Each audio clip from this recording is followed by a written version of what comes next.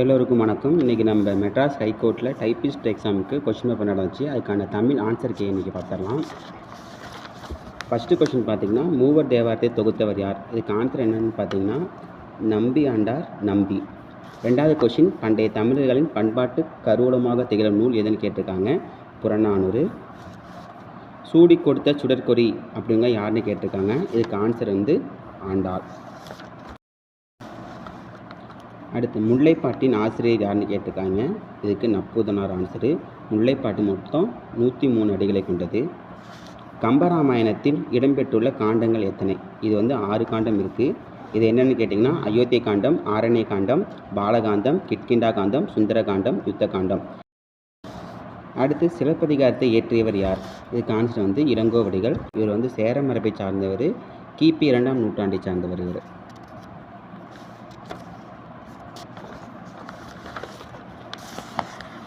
அடுத்த question colour நிறத்திற்கு ஒப்பானவர்கள் யார் அப்படின்னு கேட்டிருக்காங்க.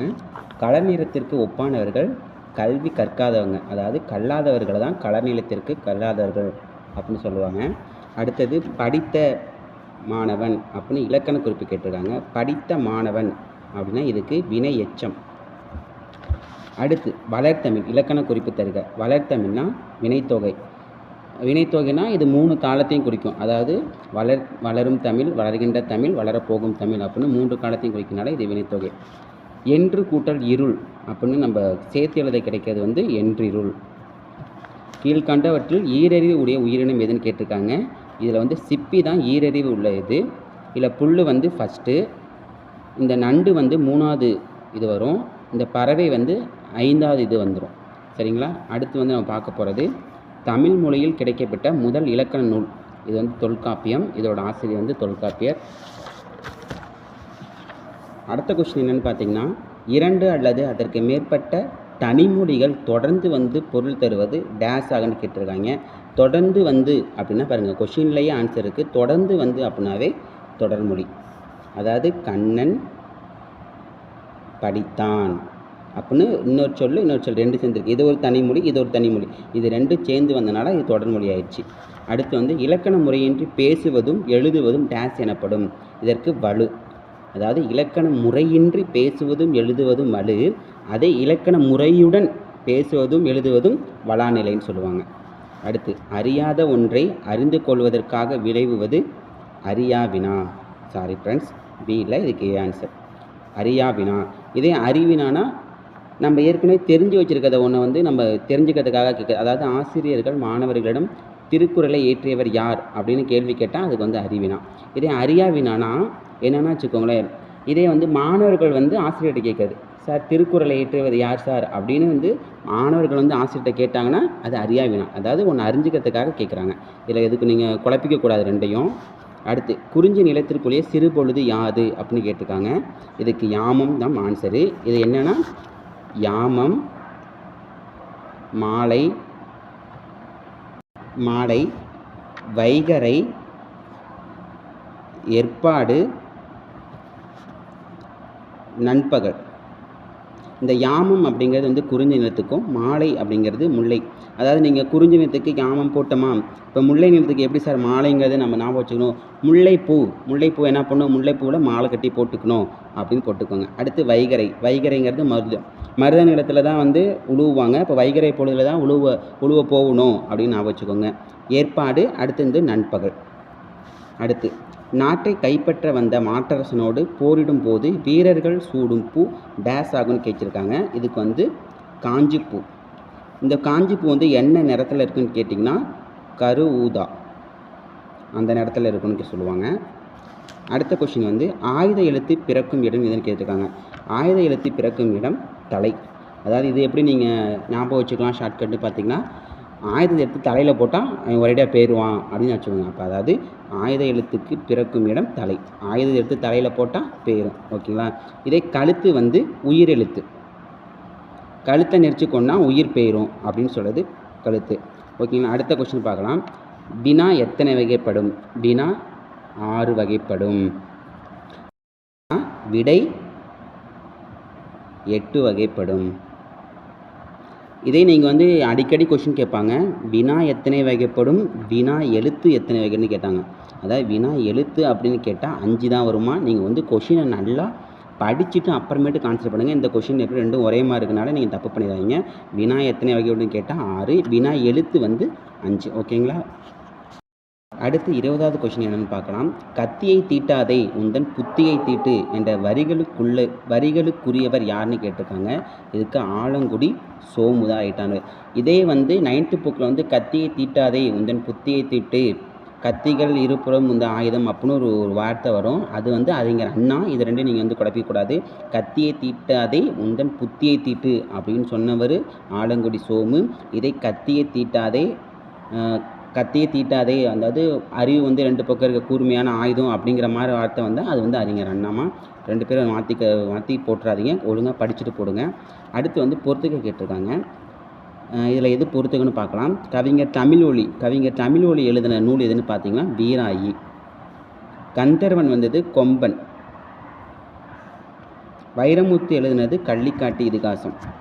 இந்த கள்ளிக்காட்டு இதிகாசம் அப்படிங்கிற நூலுக்கு தான் ஒரு சாகித்ய அகாதமி விருது பெற்றிருப்பார். எந்த வருஷம்னு கேட்டிங்கன்னா 2003 வாங்கியிருப்பாருமா. அடுத்து பாரதிதாசன் அப்படிங்கிற அவர் வந்து படைத்த நூல் கேட்டிருக்காங்க. இவர் வந்து குடும்ப விளக்கு. அப்போ ஆன்சர் வந்து 4, 3, 1, 2. பொருந்தாத இணையை தேர்வு செய்க. அதாவது பொருந்தாத இணையை எடுக்க சொல்லியிருக்காங்க. அப்போ கரெக்டாக இருக்கிறத விட்டுறணும், எது தப்பாக இருக்கோ அதை எடுக்கணும்னு சொல்லியிருக்காங்க. தமிழ் தென்றல் அப்படின்னு கேட்டிருக்காங்க. தமிழ் தென்றல்னா திருவிக்கா. சில சமயம் வந்து இந்த கொஷின் கூட கேட்பாங்க. திருவிக்கா அப்படின்னா அதோட விரிவாக்கம் என்னென்னு கேட்பாங்க. திருவாரூர் விருத்தாச்சலம் மகனார் கல்யாண சுந்தரனார். அதுக்கு தான் திருவிக்காங்கிற பேருக்கு விரிவாக்கம். திருவாரூர் விருத்தாச்சலம் மகனார் கல்யாண சுந்தரனார் ஞாபகம் வச்சுக்கோங்க. அடுத்து சந்தக்கவிமணி யாருன்னு கேட்டிருக்காங்க. தமிழழகனார். இதுவும் கரெக்டு தான். பாட்டுக்கொரு புலவன் யாருன்னு கேட்டிருக்காங்க. பாட்டுக்கொரு புலவன் அப்படின்னு கேட்டால் பாரதியார். அப்படி பாட்டுக்கொரு புலவன் என்று பாரதியாரை யார் கேட்டேன்னு சொன்னால் பாரதிதாசன். பாட்டுக்கொரு புலவன் பாரதியார். இதே பாட்டுக்கொரு புலவன் என்று பாரதியாரை அழைத்தவர் யாருன்னு கேட்டால் பாரதிதாசன். சாரிம்மா, தப்பாக சொல்லிட்டேன். மொழிநாயர் யாருன்னு தப்பாக கேட்டு கொடுத்துருக்காங்க. அதாவது பெருஞ்சித்திரனார் கொடுத்துருக்காங்க. இது ஆன்சர் தப்பு. இவருக்கு வந்து பாவலரேறு அப்படின்னு வரும். பாவலரேறுன்னு வரும். அப்போ மொழிநாயர்னா யார் சார்னு கேட்டிங்கன்னா மொழிநாயர் அப்படின்னா தேவநேய பாவாணர்.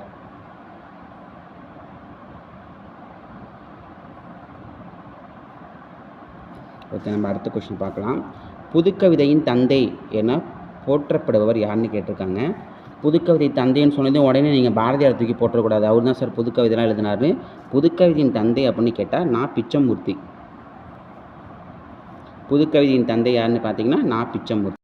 அடுத்து 24வது கொஸ்டின் பார்க்கலாம். கீழ்கண்டவற்றுள் பெருஞ்சித்திரனார் எழுதிய நூல் எதுன்னு கேட்டிருக்காங்க. அப்போ பெருஞ்சித்திரனார் எழுதிய நூல் என்னென்னு பார்க்கலாம். பாவிய கொத்து, மகுபுகு வஞ்சி, பள்ளிப்பறவைகள். அப்போ 3மே கரெக்டு. அப்போ இவை அனைத்தும் தான் ஆன்சரு. இது வந்து 6th புக்லேயும் இருக்குது, 9th புக்லேயும் இருக்குது. அடுத்து வந்து பொருந்தாத இணையை தேர்வு செய்ய கொடுத்துருக்காங்க. அதாவது மறுபடியும் பொறுத்துக்கு மறுபடியும் கொடுத்துருக்காங்க. பொருந்தாத இணையை கண்டுபிடிக்க சொல்லியிருக்காங்க. பார்க்கலாம். எழில் முதல்வன் எழுதிய நூல் இனிக்கும் நினைவுகள். இது ரைட்டு தான். எங்கெங்கும் காணினும், இனிக்கும் நினைவுகள், இதெல்லாம் அவர் தான். எழில் முதல்வன் இன்னொரு பேர் வந்து ராமலிங்கன்னு சொல்லுவாங்க. அடுத்து பாரதியார் வந்து பாஞ்சாலி சபதம் கரெக்டாக தான் கொடுத்துருக்காங்க. அதிவீரம பாண்டியர் காசிக்கண்டம். இந்த காசிக்கண்டம் தான் பெண்களின் பெருமை, பெண்கள் உணவளிக்கும் முறை, பெண்களின் கல்வி, இதெல்லாம் சொல்கிறது தான் காசிக்கண்டம்னு சொல்லுவாங்க. அடுத்து வந்து கு அழகிரிசாமி வந்து வெற்றி வரிக்கை கிடையாது. இதுவும் அதிவீரம பாண்டியர் எழுதின நூல் தான். அப்போ எது தவறானதுன்னு பார்த்தா இதுக்கு வெற்றி வேர்க்கை. அதுக்கு இன்னொரு பேர் என்னன்னு கேட்டிங்கன்னா நருந்தொகை. அப்போ வந்து நம்ம இதில் எது தப்புன்னு பார்த்தீங்கன்னா கு அழகிரிசாமி அப்படிங்கிறது நேராக வெற்றி வேர்க்கை இருக்குது. இது தப்பானது. அப்போ எது அது தப்புனா 4 தப்பு. இங்கே எங்கே 4 கொடுத்துருக்காங்க? பி. நீங்கள் 4 இங்கே கொடுத்தோன்னு சொல்லி நேராக அப்படியே உணர்ச்சி வசப்பட்டு இங்கே 4 டியில் அப்படியே போட்டு போயிடாதீங்க. எங்கே அது 4 இருக்குன்னு பார்த்துட்டு போடுங்க. அடுத்து 26வது கொஷின், தமிழ் எழுத்துக்களில் மிக பெரும் சீர்திருத்தத்தை செய்தவர் யாருன்னு கேட்டிருக்காங்க. அதாவது தமிழில் மிக பெரும் சீர்திருத்தத்தை செய்தவர் யாருன்னு கேட்டிங்கன்னா வீரமா முனிவர். இதே வந்து நல்ல வேளை இதில் வந்து பெரியார் ஆப்ஷன் வைக்கல. பெரியார் ஆப்ஷன் வச்சுருந்தா நம்ம குழம்பியிருப்போம். பெரியாரும் சீர்திருத்தம் செஞ்சுருப்பார். எப்போன்னு கேட்டிங்கன்னா இதில் அவர் வந்து 13 எழுத்தை சீர்திருத்தம் செஞ்சுருப்பார். அதாவது எப்படின்னு பார்த்தீங்களேன், இந்த நைலாம் இப்படி போட்டு இப்படி சுழிச்ச மாதிரி இருக்கும் தெரியுங்களா, இந்த நானா இப்படி போட்டு அது மாதிரி இருக்குது தெரியுமா, அதை வந்து சீர்திருத்தம் செஞ்சவர் தான் பெரியார். மற்றபடி இந்த குறில் நெடில் எழுத்து, இந்த இந்த இந்த தோவ தா இதெல்லாம் சீர்திருத்தம் செஞ்சவர் நம்ம வீரமாமுனிவர். அப்போ இதுக்கு வந்து கரெக்டான ஆன்சர் வந்து வீரமாமுனிவர். தொடக்க காலத்தில் மனிதர்கள் மருத்துவத்திற்காக பயன்படுத்தினர் பயன்படுத்தின கேட்டிருக்காங்க. தொடக்க காலத்தில் மனிதர்கள் வந்து தாவரங்களையும் மரப்பட்டைகளையும் பயன்படுத்தினன்னு வரும். இல்லை தாவரங்கள் மட்டும் கொடுத்துருக்காங்க. அடுத்து அறியாமையை நீக்கி அறிவை விளக்குவது அப்படின்னு கேட்டிருக்காங்க. அதாவது அறியாமையை விளக்குவது எதுன்னு கேட்டிங்கன்னா கல்வி தான். சாரி, உங்களுக்கு இதில் வியூஸ் தெரிஞ்சிருக்காது, கீழே போயிடுச்சு. அறியாமையை நீக்கி அறிவை விளக்குவது கல்வி. அடுத்த கொஷின், பண்பு எனப்படுவது ஆகுன்னு கேட்டிருக்காங்க. பண்பு எனப்படுவது பாடறிந்து ஒழுகுதல். இங்கே பாருங்களேன், தெரியலனா பான்னு இருக்குது. நீங்கள் படிக்கும் போது சில ஷார்ட்கட்லாம் வச்சுட்டு படிங்க, அப்போ தான் வந்து மறக்காது. பண்பு எனப்படுவது பாடறிந்து ஒழுகுதல். இந்த நூல் என்னென்னு கேட்டிங்கன்னா கலித்தொகை.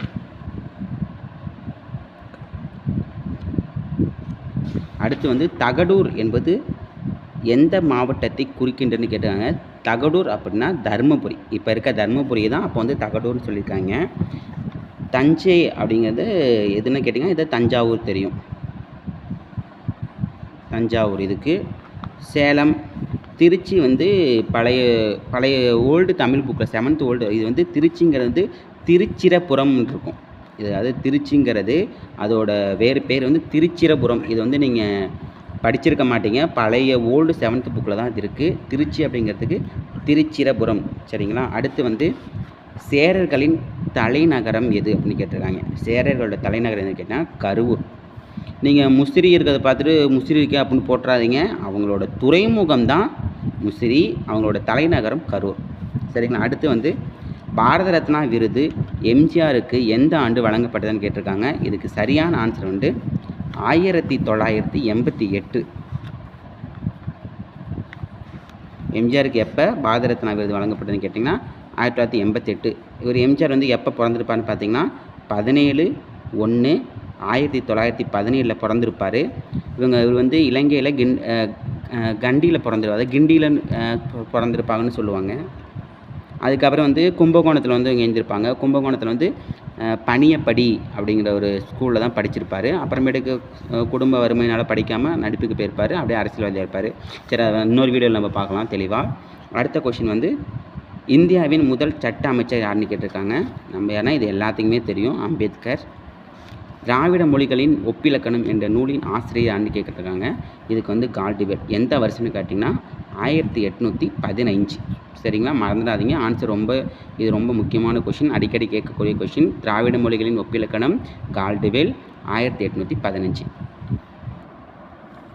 அடுத்த கொஷின் பார்க்கலாம். அடுத்த கொஷின் வந்து பாண்டிய நாட்டின் ஏரியை எவ்வாறு அழைத்தன்னு கேட்குறாங்க. இதுக்கு வந்து அதாவது ஏரியை வந்து கண்மாய் அப்படின்னு அழைக்கிறாங்க. அடுத்து சனி நீராடு என்று கூறியவர் யாருன்னு கேட்டிருக்காங்க. ஔவையார். சனி நீராடு என்று கூறியவர் ஔவையார். இது வந்து பாரதியார் உங்களுக்கு தெரியும்.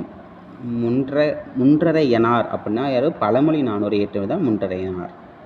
பழமொழி 400 இயற்றியவர் தான் முன்றரையனார். நல்லாந்தனை வந்து கலித்தொகை இயற்றியவர். கலித்தொகை. இந்திய ஏவுகணைகளின் நாயகன் என்று போற்றப்படுபவர் யாருன்னு கேட்டிருக்காங்க. இதுக்கு கரெக்டான ஆன்சர் அப்துல் கலாம். இதெல்லாம் கொஞ்சம் நல்லா படித்து வச்சுக்கோங்க. மயில்சாமி, அண்ணாதுரை, விக்ரம் சாராபாய், வளர்மதி, இவங்களாம் வந்து எல்லாமே சேர்த்து ஒரு 9th புக்கில் இருக்குது. இது ரொம்ப இம்பார்ட்டண்டான லெசன் வேறு. நீங்கள் இதை மறக்காமல் படித்து வச்சுக்கோங்க. இந்திய ஏவுகணைகளின் நாயகன் என்று போற்றப்படுபவர் அப்துல் கலாம். அடுத்து தமிழகத்தின் முதல் பெண் மருத்துவர் யார் அப்படின்னு கேட்டிருக்காங்க.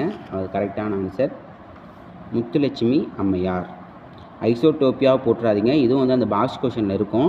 ஆனால் முதல்ல பெண் மருத்துவர் யாருன்னு கேட்டால் முத்துலட்சுமி ரெட்டியார். இந்த ஐடா சோபியா அப்படிங்கிறவங்க, அதாவது யாருமே பெண்கள் வந்து கல்வி கற்கக்கூடாதுன்னு சொன்னப்போ 1860 வந்து படித்து வேலூரில் வந்து ஒரு ஹாஸ்பிட்டலில் தொடங்கியிருப்பாங்க. அப்போ அதனால் நீங்கள் இதை போட்டுறாதீங்க, நல்லா படித்து போடுங்க. தமிழகத்தில் முதல் பெண் மருத்துவர்னால் முத்துலட்சுமி அம்மையார் தான். இந்திய தேசிய இராணுவத்தில் பெண்களின் படைப்பிரிவு டேஸ் என்று அழைக்கப்படுகிறதுன்னு கேட்குறாங்க. இதுக்கு கரெக்டான ஆன்சர் ஜான்சி ராணி. இதில் வந்து யார் யார் சிறப்பாக வந்து பணியாற்றிருப்பேன்னு கேட்டாங்க தான். இதுக்கு வந்து ராஜாமணி, இந்த ஜான்சி ராணி இவங்களாம் சொல்லப்படுது. ஆனால் வந்து என்ன பேரில் வந்து அந்த படைப்பிரிவு இருந்துச்சுன்னு கேட்டால் ஜான்சி ராணி. வேலைவாய்ப்பில் 50 விழுக்காடு பெண்களுக்காக தரப்பட வேண்டும் என்று கூறியவர் யாருன்னு கேட்டிருக்காங்க. இது கரெக்டான ஆன்சர் பெரியார். தமிழக மக்கள் பயன்படுத்தும் குடும்ப அட்டைகள் டேஸாக மாற்றப்பட்டுள்ளன. திறன் அட்டைகள். இதுவும் 9th புக்கில் இருக்குது, அதாவது நியூ 9th புக்கில் இருக்குது, படிச்சுக்கோங்க. அதாவது நீங்கள் மற்ற புக்கு இம்பார்ட்டன்ட் தரீங்களோ இல்லையோ அது தேவையில்லை. அதாவது 9th 10th தமிழ் புக்கு ரொம்ப இம்பார்ட்டன்ட் கொடுங்க, அதுலேருந்து நிறையா கொஷின்ஸ் வரும். அடுத்து தென்னகத்தின் பெர்னாட் ஷா என்று அழைக்கப்படுவது யாருன்னு கேட்டிருக்காங்க. இதுக்கு கரெக்டான ஆன்சர் அறிஞர் அண்ணா. ராமானுசர் எந்த கோயிலின் மீது நின்று திருநாமத்தை மக்களிடம் கூறினார்? இதுக்கு எனக்கு தெரிஞ்ச இந்த கொஷினுக்கு வந்து ஆன்சர் வந்து திருச்சி ரங்கநாதன், அதாவது ஸ்ரீரங்கம்னு சொல்லுவாங்க இல்லையா, அந்த ஊரில் தான் அவர் வந்து போயிட்டு அதோட திருநாமத்தை மக்களிடம் வந்து போதிப்பார். ஆனால் என்ன சொல்கிறாங்கன்னா திருக்கோட்டியூர் சௌம்ப நாராயணன்னு சொல்கிறாங்க. அது கரெக்டானு தெரில, கவர்மெண்ட்லேருந்து என்ன ஆன்சர் வர்றாங்களோ வச்சு பார்த்துக்கலாம். இப்போதைக்கு நீங்கள் இது வந்து ஒரு டவுட்லேயே இந்த கொஷினை வைங்க. நான் படித்த வரைக்கும் திருச்சி ரங்கநாதன் கோயிலில் தான் அவர் இது சொல்லுவார். அடுத்து வந்து செவ்விந்தியர்கள் நிலத்தை டேஸாக மதித்தன்னு கேட்டிருக்காங்க. இதுக்கு வந்து நிலத்தை வந்து தாயாக மதித்தனர். தந்தையாக மதித்தர் யாருன்னு கேட்டால் வானத்தை. வானத்தை வந்து தந்தையாக மதிச்சிருப்பாங்க.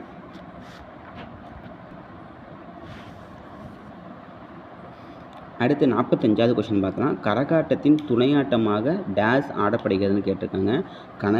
கரகாட்டத்தின் துணையாட்டம் அப்படிங்கிறது மயிலாட்டம். மயிலாட்டம் தான்ப்பா கரெக்டான ஆன்சர். நீங்கள் பாட்டில் காவடி ஆட்டம்லாம் போட்டுறாதீங்க. கரகாட்டத்தின் துணையாட்டம்னு சொன்னாவே மயிலாட்டம் தான். சேகரம் என்பதன் பொருள் என்னன்னு கேட்டாங்க. சேகரம் அப்படின்னா கூட்டம்.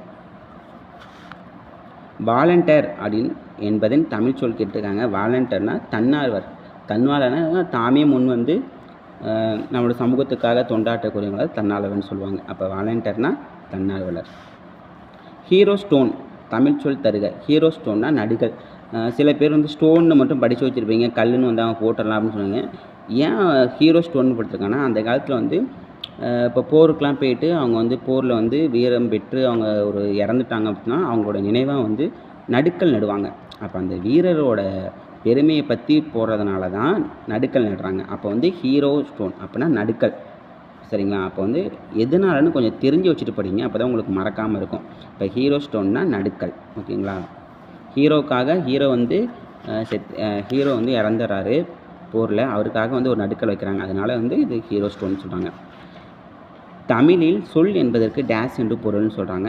தமிழில் சொல் என்பதற்கு நெல் என்பதற்கு பொருள். இது வந்து நியூ 7th புக்கில் வந்து ஃபஸ்ட் டேர்மில் வந்து இந்த பாடம் இருக்குது. தமிழில் வந்து சொல் என்பதற்கு நெல் என்பது தான் கரெக்டான ஆன்சர். ஹோமோகிராப் அப்படிங்கிறதோட தமிழ் சொல் தருகன்னு கேட்டாங்க. ஹோமோகிராப் அப்படின்னா ஒப்பெழுத்து. ஹோமோகிராப்னா ஒப்பெழுத்து. இது வரைக்கும் நம்ம இப்போ நடந்த 2024 5/4/2024 நடந்த மெட்ராஸ் ஹைகோர்ட்டுக்கான தமிழோட ஆன்சர் கீ ஃபுல்லாக பார்த்துட்டோம். நம்ம வீடியோ ரொம்ப உங்களுக்கு யூஸ்ஃபுல்லாக இருக்குதுன்னு தெரிஞ்சால் மறக்காமல் நம்மளோட சேனலை சப்ஸ்கிரைப் பண்ணி வச்சுக்கோங்க. நம்மளோட சேனலை சப்ஸ்கிரைப் பண்ணி வச்சுங்க, இன்னும் நிறைய வீடியோ உங்களுக்கு வரும். அடுத்து வந்து நம்ம ஜிகேவை மேக்ஸிமம் பார்க்கலாம். ஓகே ஸ்டூடெண்ட்ஸ், நல்லா படிங்க. All the best.